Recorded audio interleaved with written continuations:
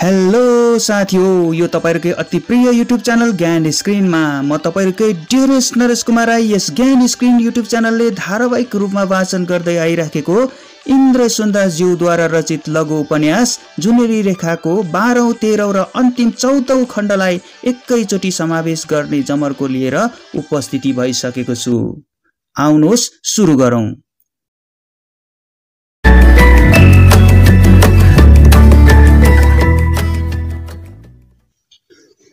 मालिनी निदाएकी थिई। टुक्की बलिराखेको थियो। बन्द दैलो कसैले बाहिरबाट घचघचाएको उसले चाल पाई। उसले दैलो घचघचाउने को हो भनेर कान ठाडो पारी मधुरो स्वर सुन्यो। म पो, दैलो खोल न। खोल्दिन, को आधा रातमा दैलो खोल्न भन्ने? इस्कुस फर्सीको गट्टा क्या त? मालिनीको आवाज सुनिएन निकै बेर। फेरि बाहिर दैलो घचघचायो एउटा अनुरोध सहित। म जसे चिनेनौ, खोल न। फेरि सन्नाटा। मालिनीले बिरालोको चालले दैलोको एक छेउ तानेर बाहिर टियायो अनि केही मिनेटपछि दैलो उघारी। जसे भित्र पसेपछि डरले दैलो उघारै राखी संकट परे चिच्चाइ कराए गुहार माग्नलाई। तर दरकार परेन। बाहिर कसैले नसुन्ने गरी जसले आफ्नो राम कहानी सुनायो। मालिनीले पनि दुःख सुखको कुरा सुनाई, तर त्यो विशेष कुरा चाहिँ सुनाइन। उसलाई साह्रो अप्ठ्यारो लाग्यो। जसे दाजु, मलाई माफ देऊ, म पापिनीलाई मैले लोक्ने अघि लगाएँ, तिमीलाई पनि हट्टा बाहिर गराएँ।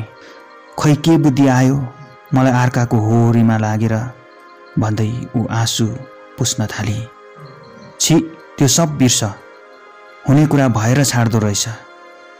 बित्थामा गइसकेको कुरा किन कोट्याइरहनु? मलाई माथि हाइसोक छ। यहाँ कमानमा कमारो भएर जोतिए जस्तो छैन। यति हो, बाबु बाजे बसेको कमानको माया लाग्छ, नत्र मास्तिरै रमाइलो। दुवै चुप लागिरहे। केही बेरसम्म मालिनीले सोधी, आज राति उँधो कहाँ आएको थियौ? कहाँ आएको भन्नु? को छ र मेरो यहाँ आएको? फेरि सन्नाटा। त्यसपछि मालिनीले बुझ्न खोजी। जसे दाजु, मलाई यो कमानमा बस्नु मन छैन। तिमी बसेको ठाउँमा म जस्तोले गरी खाने काम पाउँदैन। मलाई यहाँ बस्नु पटक्क मन परेको छैन। किन त्यस्तो भन्छौ? तिम्रो काम यहाँ राम्रो छ। साहेबको कोठीमा काम गर्न छ, ठिकै छ त। मालिनीले आफ्नो मनको कुरा अलि खोली। अरूले देख्दा राम्रो होला, तर कसम हाल्छु मलाई यहाँ बस्ने मन छैन। मेरो मनमा ठुलो पीर परेको छ। के पीर पर्यो भन्छ कि भनेर जसले पर्ख्यो, तर मालिनीले बढ्ता केही थपिन। जसले खाकीको झोलामा हालेर ल्याएको पोका मालिनीको अघिल्तिर राख्यो अनि खोलेर खाऊ भन्यो। मोमो र अचार देखेर मालिनी छक्क परी। नाउँ सुनेको थिए तर चाखेको थिएन। जसले एउटा मोमो टिपेर अचारमा लटपट पारेर मुखमा हाली चपाउन थाल्यो। जसले ढिप्पी गर्दा उसले पनि एउटा टिपेर लजाई चाखी। चोचेको मासु हालेर बफाएको नौलो चिज उसलाई मन पर्यो। उसले जसे भोकाएको होला भनेर अरू खानुलाई। भोकको झोकमा जसे 8वटा मोमो खाएर तृप्त भयो अनि रहेका गोटा 5 मालिनीले बिहान खाओस् भनेर पोकोमा बाँधिदियो। गोजीबाट त्यसले एक बन्डल बिडी निकालेर मालिनीलाई दिन खोज्यो, तर उसले थापिन, किनकि उसलाई कटुवा सिगरेट आदि बाल्यकालदेखि नै किन हो मन पर्दैन थियो। जसले 2-3वटा बिडी तानिसक्यो अनि झुल्न थाल्यो। मालिनी पनि बसेकै ठाउँमा झुली। एकैछिनपछि नोक्कर धुरामा बडा बेहराको भाले बासेको आवाज दुवैका कानमा परेर दुवै झसङ्ग भएर बिउज्यो। यो पहिलो डाक थियो। दुनियाँ निन्द्रा अवस्थामै थियो। जसले त्यहाँबाट फर्किने तर्खर गर्यो, किनकि ढिलो भयो भने कसैले देख्लान्। चौकीदारले पक्रे साहेब कहाँ पुर्याउला र बाँचछाँत हुनुपर्ने त्राही थियो। त्यसले त्यहाँबाट निस्केर अँध्यारोमै कसैले नदेखी मेकी कमानको सिमाना काट्यो। घाम झुल्कन्दा ऊ फारस गाउँमा चैनधोज सरदारको चिया दोकानमा पुग्यो। त्यहाँ सरदारनीलाई भेटी ढोकी। मेकी कमानमा राति लुकेर साथीभाइलाई भेट्न गएको थिएँ। भनी भान पर्यो। दार्जिलिङमा सरदारले राम्रो जुक्ति बताइदिँदा आफ्नो गुजरा गरेकोमा कृतज्ञता प्रकट गर्यो। त्यहाँ चिया खाइवरी आफ्नो ड्युटी गर्न ठिक बेलामा सोल्जर क्लबमा हाजिर भयो। जसै हिँडेपछि मालिनीले एकछिन आँखाको बिस्मारी बिहान पकाउनु पर्ने सिर्फ फिक्का चिया उमाली। जसले देखाइराखेको मोमो र अचार अनि फिक्का चिया उसको त्यो बिहानका आहार भए। त्यस दिनदेखि उसको हृदयमा जसले सानो ठाउँ ओगट्यो। ऊ आफ्नो काम मन लगाएर गर्थे, तर कहाँ जाउँ कसो गरौँ भइसकेकी थिए। किनकि साहेबको कालो छाया पर्दा उसलाई सास थुनिए जस्तो लाग्थ्यो।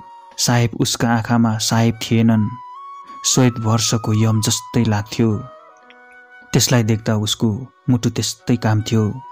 एक दिन ऊ बगैँचामा काम गरिराखेकी थिए। कोठीको राधे बिरालो उसैको वरिपरि रङ्गालिराखेको थियो। एउटा राम्रो पुतली कताबाट उड्दै आएर एउटा मखमली फुलमाथि बस्यो। राधे बिरालो त्यसलाई देखेर छोप्दै गयो। पुतली तर्सेर त्यहाँबाट उडी अर्को फुलमा बस्न पुग्यो। बिरालो त्यहाँ पनि उफ्रिँदै पुग्यो, तर पुतली त्यहाँबाट उडेर फेरि अर्को ठाउँमा पुग्यो। आत्मरक्षाको लागि पुतली फुलबाट आसमानतिर उडेर एकछिनमा अदृश्य भयो।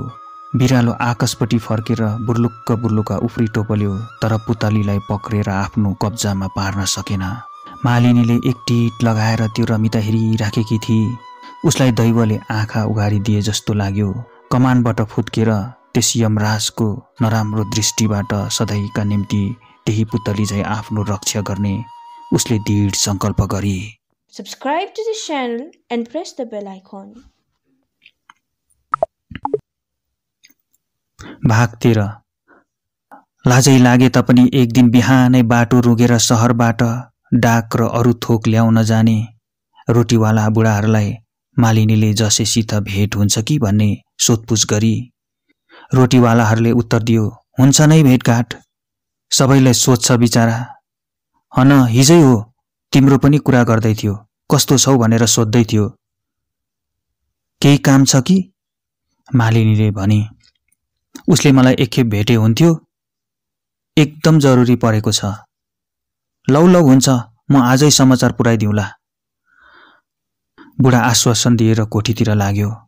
त्यही दिन त होइन, भोलिपल्ट जसेलाई बाटोमा भेटिकन समाचार सुनाइदियो। यो समाचारले जसेको मनमा खुल्दुली मचियो। 2 दिनपछि माझ हप्तामा क्लब बन्द थियो। त्यही दिन मौका छोपेर राति कसैले नचिन्ने गरी जसे मालिनीको झोपडीमा पुग्यो। मालिनी खुसीले गदगद भई अनि अरू फाल्टु कुरामा समय नष्ट नगरी उसले मेकी कमानबाट त्यही राति भाग्ने कुरा गरी। के पीर पर्दा भाग्ने अठोट गरेको हो। उसले यसपालि जसेलाई सबै कुरा मनमा राखी भने। शुभ साइतले आजै पो छोपेछ भनेर जसे पनि भित्रभित्रै खुसी भयो प्रकट गरेर। बरु लाटो भई टोपलेर भनी टोपल्यो, कस्तो भाग्ने कुरा गरेको, साहेबले त राम्रै कुरा गरेछ। मज्जासित मेम साहेब भएर बस न, राम्रो ठाउँमा सानो तिम्रो कोठी जस्तै घर बनाइदिएको छ। आफूले दुःख गर्नु पर्दैन। एकजना औरत एकजना मरद नोकरहरू राखिदिएको छ भन्ने मौका पायो, खुब भन। म पनि उस्तै त्यो सब कुरा सुनाएर भुल गरेछु। अझै केही भन्नु छ? मालिनी ठुस्स परी। किन रिसाइहालेको? खुसी भएर ठट्टा गरेको बुझ्यौ? जसले कुरा सपार्यो। मालिनीको श्री सम्पत्तिको नाउँमा थिए 1 सरो ओढ्ने, ओछ्याउने, पकाउने, खाने भाँडा बर्तन, केही मामुली लत्ता कपडा अनि काठको एउटा सानो बाकस। कमानले दिएको एउटा ठूलो टोकरी थियो। जसले त्यसैमा भाँडा बर्तन मिलाएर हाल्यो। त्यसमाथि ओढ्ने ओछ्याउने पट्टाइवरी हाल्यो अनि ती नहिलिने र नखस्ने गरी डोरीले कस्यो। काठको सानो बाकसमा मालिनीले आफ्नो लाउने लुगा र अरू खात्र खुत्रुक चिज मिलाएर हालेर बन्द गरी। मालिनीले धिप्री बत्तीको सहाराले झोपडीभित्र कुना काप्चा हेरी केही छुट्यो कि भनेर। जसै झोपडी बाहिर आएर उभियो, छेउछाउ र टाढासम्म निरीक्षण गर्यो अनि कान ठाडो पार्यो। चालचुल केही सुनिएन। भित्र पसेर जसले नाम्लो लिएर टोकरी पिठ्यौमा बोक्यो अनि मालिनीले हलुङ्गो काठको बाकस र निभेको धिप्री बत्ती। मध्यरातमा दुनियाँ बेचेत भएको बेलामा मालिनीले जसलाई आफ्नो अगुवा बनाएर मेकी कमानबाट बिदा लिए। दुवै चाल मारेर कमानको तेर्सो बाटो हिँड्न थाल्यो। ठाउँ ठाउँका धुरातिरबाट कुकुरहरू भुकेको सुनियो। बडा साहेबको कोठीको भोटे कुकुर पाखा थर्काउने गरी भुकेको सुनियो। मालिनी डरले आत्ती। दुवैले अडिएर कोठी भएको दिशातिर हेरे। एउटा बत्ती देखियो अनि त्यो बत्ती कोठीभित्र पसेर हरायो। कुकुर भुक्दा चौकीदार लालटेन लिएर बाहिर हेर्न निस्केको होला। केही नदेखेर भित्र पस्यो। जसैले अड्कल लाएर मालिनीले मात्र सुन्ने गरी भन्यो। दुवै हिँडे तर मालिनीको डर हतपत हराएन। बारम्बार पछिल्तिर फर्कँदै हेर्दै जसेको पछि पछि स्वाँ स्वाँ गर्दै हिँडे। सेती खोलाको साँगु नागेपछि मालिनीको डर हरायो र दुवै बिस्तारो बिस्तारो चोर बाटो लागे। चन्द्रमाले साथ दिए। आकाश उक्रिएको थियो। अर्धचन्द्र र तारामण्डलले आकाश सुशोभित भएको थियो। केवल समय समयमा सिमलका भुवा जस्ता खडित बादल उडेर आएर चन्द्रमालाई छिचोल्थे र पृथ्वी तलमा कता कता छाया पार्थ्यो। हेली कमानको शिरमा फारस गाउँ आइपुग्दा भालेको पहिलो डाक सुनियो। चैनदोस सरदारको घर बन्द नै थियो। जाति नै भयो, नत्र उत्सुक भएर सरदार सरदारीले खोजी निन्दा गर्ने थिए। के भन्नु, त्यसबाहेक ढिलो अवश्य हुने थियो। बरु पछि आएर एक दिन भेटघाट गरौँला। यही सोच्दै जसै उकालो हिँडेकै भयो। फारसको बाटो पार गरेर मूल सडकमा आइपुग्दा पहाडी हिमालमा घामको टक परेको देखियो। सडकको देवलमा भारी बिसाएर दुवैजनाले ढुक्क भएर धेरै बेर थकाइ मारे। उनीहरू जसेको बासमा आइपुग्दा ठ्याक्क 7 बज्यो।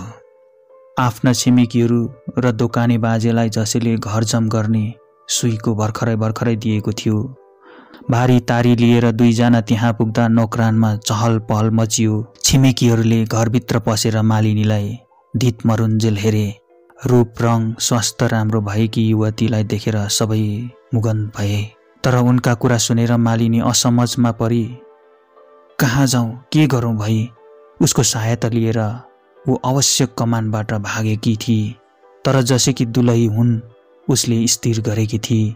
होइन, म जसेकी दुलही हुन आएको होइन, कमान छाडेको मात्र भन्नु त सोधनी होला। त्यति राम्री कोठीमा काम गर्दै गरेकी, के आफन्त नभएकोले अत्तो न पत्तोमा कमान किन छाड्यौ भन्ने साँचो कुरा कहिदिउँ भने लौ साहेबसित बात लागेको रहेछ र पो भागेको रहेछ भन्ने होला। यता आइपुगे, अब यहाँबाट कहाँ जाउँ? मालिनीको मनमा तर्क वितर्क एकछिन चल्यो। जसैलाई सम्झँदा माया पनि लाग्यो। फेरि उसको गुण सम्झी अनि उसले मन बढ्ता डुलाइन र अन्तिम फैसला गरी। हुन त उसको यति छिटो र एक्कासी कसैसँग फेरि घरबार गर्ने इच्छा थिएन। तर परिस्थितिले गर्दा ऊ त्यस्तो गर्न राजी हुनै पर्यो। त्यस कुहिरेको पुतली भएर अपमानित हुनुभन्दा वा धर्म गुमाउनु भन्दा यही ठिक छ भन्ने उसले ठानी। कसैको निन्दा वा हेला होचा हुने सवालै उठ्दैन भन्ने कुराले उसको विचारलाई अझ पुष्टि दियो। उसलाई हेर्ने आउनेहरू बाहिर गएपछि उसले जसैलाई भने, तिमीले जित्यौ, मैले हार मान्नै पर्यो। त्यो बेलुका दोकाने बाजेले दुवैलाई टिको लगाइदिए। विश्वासय आयु होस्, सुख सञ्चाले र मेलमिलापले जुनी काट भन्ने आशिक दिए। जसैले पितातुल्य बुढालाई खुट्टामा ढोगिदियो, मालिनीले पनि भुइँ सोहोरी ढोगी। छिमेकी मार्का र मार्किनी, बेहेरा र माली र उसकी स्त्रीले पनि दुवैका निधारमा अक्षता टाँसिदिए। सबैले मिलेर सानोतिनो भोज पनि लिए। दोकाने बाजे घर फर्केपछि मार्का र बेहराले घरबाट एक बोतल रम लिएर आए अनि आधा रातसम्म पार्टी चल्यो। Subscribe to this channel and press the bell icon.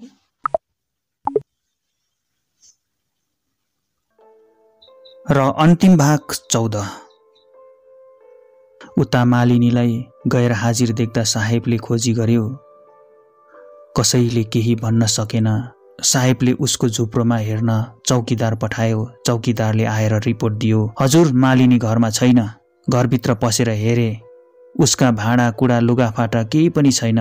ऊ राति नै भागे जस्तो छ। वरिपरिका सबै चौकीदारहरूलाई कोठीमा बोलाहाट भयो। कसैले मालिनी भागेको विषयमा केही सङ्केत दिन सकेन। साहेबले चौकीदारहरूलाई र कोठीका नोकर चाकरहरूलाई अङ्ग्रेजीमा असाध्य गाली गर्यो। साहेब यति भाडीम रिसाएको कहिले देखिएको थिएन। तर ऊ रिसले उफ्रेर के गर्न सक्थ्यो? चरी फुत्केर आसमानमा अल्पिहाली। मालिनी कमानबाट 81 हराएको कुरा सबैका कानमा पुग्यो। चियावाला सरदार मनमनाई खुब खुसी भयो। मालिनीको धुराका छिमेकीहरू र कोठीका नोकर चाकरहरूलाई मालिनीले कसैलाई अलिकता पनि सुईको नदी कमानबाट सुईकुच्चा ठोकेकोमा विस्मत लाग्यो। सबैलाई उसको माया लाग्यो। तर मनमनाई एकदम ठिक पारी भनेर स्याबासी दिए। रातिका चौकीदारहरूको चाहिँ एक दिनको रोज काटिदिनु भन्ने साहेबले हुकुम गर्यो। त्यो दिन बगैँचामा बसेर साहेबले पेक्का पेक हुस्की खाइरह्यो। ऊ कमानमा निरीक्षण गर्न पनि निस्केन। अफिसका कागजपत्र त्यत्तिकै अलपत्र पडिरहे। बडा हाजिरी खाएर माथिल्लो तालाको शयनगृहमा पसेको राति बेहराले रात्रि भोजन तयार भयो भन्ने सूचना दिन दैलो ढकढक्याउँदा पनि उठेन। भित्रबाट घ्यार घ्यार आवाज आइरहेको मात्र सुनियो। हवस् त साथीहरू, आजलाई भने यति नै। फेरि पनि हामी अर्को भिडियोमा भेट हुने नै छौँ भन्ने आशाको साथमा यस भिडियोबाट बिदा लिँदैछु। नमस्ते।